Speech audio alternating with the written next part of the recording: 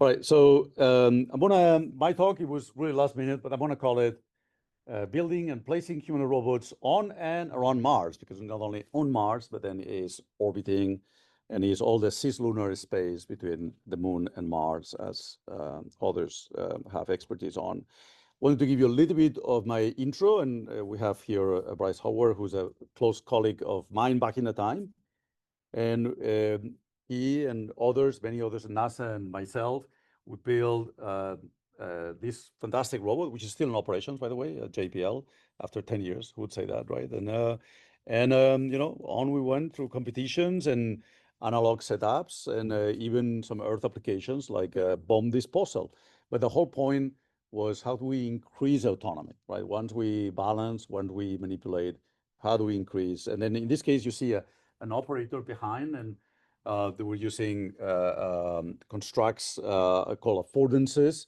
It's kind of a high-level programming language, and then drag and drop sort of programming interfaces. And that was the way we would achieve autonomy and this kind of sequential increase of performance. After that, myself and my student, we created a company called Apptronik. It's now 10 years old, so it's starting to be, it's not a startup anymore, in other words. We raised quite a bit of money from SBIRs, STTRs, the usual. But at a certain point, we kind of drifted away. We started raising money from construction companies, from retail, logistics. And then recently we had 405 million from Google DeepMind. So right now, I hope it lasts, we're the preferred humanoid company for Google DeepMind. And this means that all the foundation models they're building for humanoids are being built by robots like this one from the company and the new one that is coming up. And also, Google DeepMind is extremely powerful, but it's hard to get data sets in all of the environments they want to. So they have their labs in New York and Silicon Valley and so on, right? But they don't have. They are not Walmart. They are not Coca-Cola. They are not Pepsi-Cola. They are not. They don't have. They are not a retail store. Part of the interest is to collect data so that the deals are making, I believe, so that they are on that side and using this robot as the ultimate machine for multi-purpose operations on Earth, but then with collaborations with NASA Ames and still with NASA JPL, with Josh Melling and whoever is remaining there is still collaborations there. And I want to talk a little bit about Earth humanoids and then connect them to space humanoids on Mars, right? And the reason is because I want to put in your minds that that Earth humanoids are going through this sort of polynomial, if not exponential growth. There are, if you know these companies, the 5 or 6 companies in the US and Chinese companies and so on, there are hundreds of thousands of humanoids that have been already, they have been already written for to buy them when they are ready. LOIs, what is called LOIs, right? Hundreds of thousands, right? And then what is, that has an advantage that it's going to go to space as well, right? So what is the driving force? Well, part of it is because, at these ages, we say disabilities, these are disabilities, not able to walk, not able to, move around the house too much or going down the stairs, 42% at age 80. So that prompts all of these concerns that we have on having multi-purpose machines at home. Lifespan in France is 86 years old. The US is a little bit behind, but we're going to see, skewing towards 90, 95 fairly soon. We'll have maybe, a billion people, 70, 80 plus, something like this, right? So the killer app of humanoids has often been seen as the home humanoid, right? The grocery, what is called the zero work home. Actually, if you talk to these companies, LG, Samsung, many of these home device companies, appliances, they are all thinking about, well, we're going to have IoT in all our machines, but we'll have humanoids, multi-purpose robots that are going to be doing the things in between. So we'll arrive home and spend time with our kids, calling our family members, whatever it is. And here is another vision that it was done by me in 2009 that they picked up from Japan. It didn't come from me 100%, of helping the elderly. And that's where we are moving. That's a killer app of humanoids. But really with the IPOs, the initial public offerings are happening, and we're starting seeing the first IPOs. Unitree from China, $1.5 billion. It's going to be one of the first IPOs, and we're going to see IPOs here in the United States as well, right? And that's driven by simple tasks like just manipulating toads, then providing basic manipulation, which is rapidly moving up, but it's a very difficult trajectory generation problem that cannot be solved by traditional optimization techniques, right? But there is a lot of money just in thought manipulation. Now, who are the true heroes in the US who have been funding research on humanoids? Heroes for me because they have funded my research. All of these agencies, right? The Navy has had a program for many, many years, the cognitive science of autonomy, and they have been funding often for purposes of maintaining ships. NASA, thank you very much to all NASA people here. Robonaut and all this idea of having robots EVA with humanoids and other capabilities has been a driving force.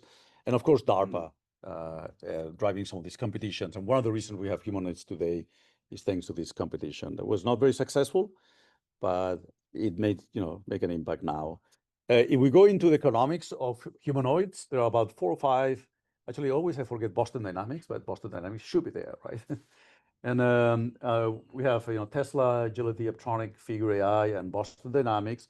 They have about 300, 200 employees. Series B kind of funding. It's the first time in history that there are billions of dollars. And then that's there are a couple of Europeans, 1X, they're Neuro. I didn't put it here, and there is all of the Chinese companies, right? So it's the first time that there is true cash being invested, majority of it in humanoids, right? That is making humanoids to advance very rapidly. Amazon, we're seeing them championing as well. They're also in the humanoids area, but they have 1 million robots today.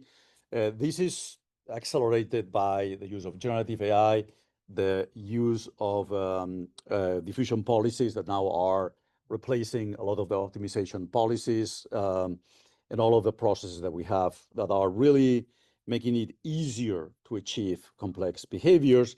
And this is backed by business studies like Morgan Stanley, in which there is sort of a speculation about the total labor force, the total global wages, the growth of human robotics, 40K in 2030, 8 million in 2040, and so on. And then the TAM, technology adoption model, of like surpassing 3 trillion, right? Which is along the same dimensions as we see in the space economy in 2040 and 2050, maybe a little bit bigger in the humanoids, because ultimately they can replace everything. So this also has come together by the sort of this alignment of the classical stories of success of robotics, speed, accuracy, and repeatability, and then the new ones coming up. If you are more in the space, mission planning, autonomous mission planning is every time more possible. If you are in the Earth domain, it's more the increased intelligence, the foundation models that come already pre-trained, and you only need continuous refinement of these policies by taking data sets, X, Y, and refining existing foundation models, right, if you will. And safety and human interaction, safety for everything, safety and manipulation, assurance. That's something that maybe in humanoids, we don't have it right now, so we have to talk more to Professor Akela. But it's coming, an interaction with humans, which is super important. Some of the distinguishing features of humanoids are this ability of moving with exponential, like sort of exponential accelerations, like basketball moving, right? You move really fast, right? And we see that in lean manufacturing.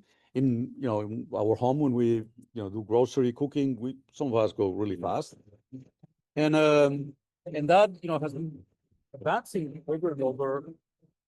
This 2017, this 2024. Now every week we see something unbelievable. Robots doing is sort of a hard wheel and whatnot, right? And a lot of this is because of these aggressive movements that we have in the actuation and so on and so forth, right? If you compare to a Tesla car, it accelerates pretty much linearly, with a portion of a G. If you compare, portion of a G is quadratic displacements, exponential accelerations are exponential displacement. So humans, we accelerate and decelerate very quickly. Sometimes with 40 G's accelerations when we do like very quick movement, right? And with legs, the same thing, right? So this is very unique of humanoids that allow them to do things like that, right? These are not humanoids, they're humans, right? It would be hard to see other systems to do that. Maybe UAVs are the only ones that can do it, but the energetics of UAVs is another story, right? So that's what we want to have, and we want to have it here on Earth, and we're going to have it in space. Okay, so having said, I'm almost done. Having said this preamble of the wonderful things and of humanoids, and the fact that we have all these, large companies, Meta, NVIDIA, Amazon, Google DeepMind, investing very heavily on foundation models, and the fact that we have embodiments thanks to places like NASA, thank you, and places like DARPA and Boston Dynamics and so on. Now we have embodiments that are really mature, and we're starting seeing these robots sort of being low maintenance, cheap, we're seeing it today, right? And so on. Part of the vision that Ignacio and I have is path one. In path one, don't build, sorry, Bryce, a humanoid from scratch for space, okay? That requires you to build new actuation that is vacuum certified.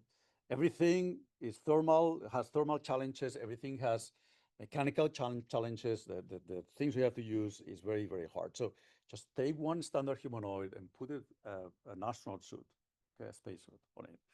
You can leave the hands out, you can cool them, liquid cool them, you can have the head out.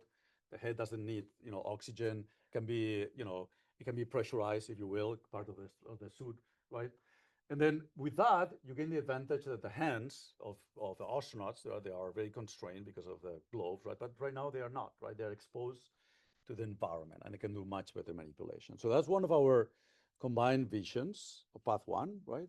The second one is to that on each circulation, is to build actuators from scratch, right? And in particular, building liquid cooling. And I'm not showing here, this is all already this 2017, 2018, right?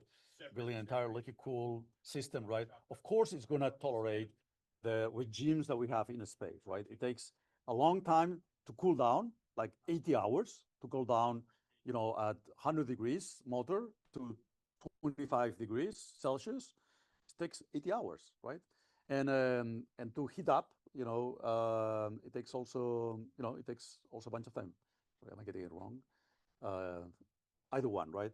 And then we know that sublimation, right, is possible. So we can run the cooling system, and with sublimation that is really power free, we can achieve the thermal characteristics that we require for a space, and then we can test them in analog systems here on Earth. Okay, so that's all. I'm just giving you a very mechanical, very embodiment perspective of how I believe humanoids that are being successful here on Earth can be taken easily to space, or we can continue the route of building specialized humanoids, but those are going to have their perks because they are one unit at a time. Thank you very much. Now we're going to have Ignacio.